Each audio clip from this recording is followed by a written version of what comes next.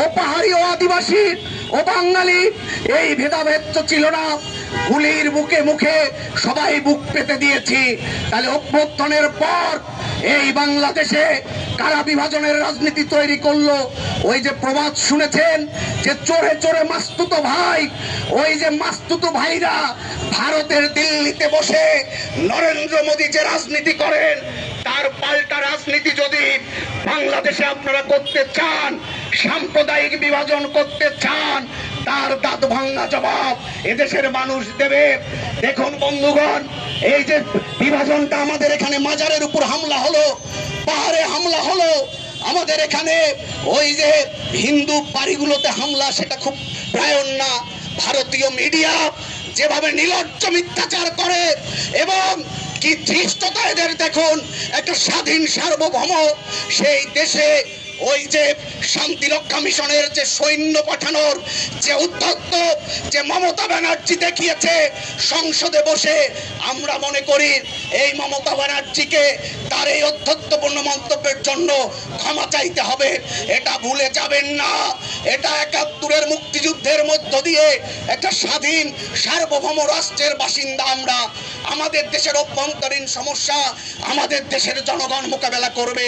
সেটা ওই ভারতীয় শাসক গোষ্ঠীরও এখতিয়ার নাই, আমেরিকারও এখতিয়ার নাই, ওই যে চীন তাদেরও এখতিয়ার নাই।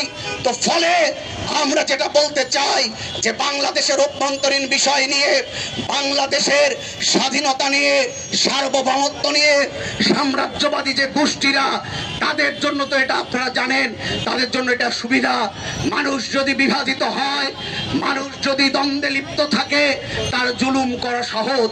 এই সহজ কথাটা আমাদের বুঝতে হবে।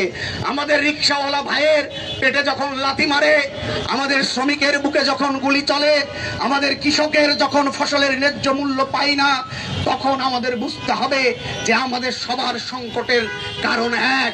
আজকে যে পুঁজিবাদী শাসন, আজকে যে এখানে জুলুম নির্যাতন চলছে, তার ফলাফল হচ্ছে এগুলো।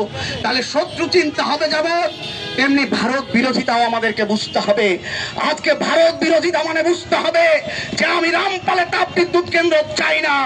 আজকে ভারত বিরোধিতা মানে বুঝতে হবে ওই যে তিস্তার পানির যে ন্যায্য হিস্সা, সেটা আমি চাই। আজকে ভারত বিরোধিতা মানে বুঝতে হবে ফেনী নদীর যে পানি, সেটা আমি চাই। আজকে ভারত বিরোধিতা মানে বুঝতে হবে ওই যে আম্বানি আদানির সাথে যে অসম চুক্তিগুলো করেছেন, সেগুলোকে জনসম্মুখে প্রকাশ করুন। সাম্প্রদায়িক বিভাজনের ট্রাম্প কার্ড কেউ খেলবেন না।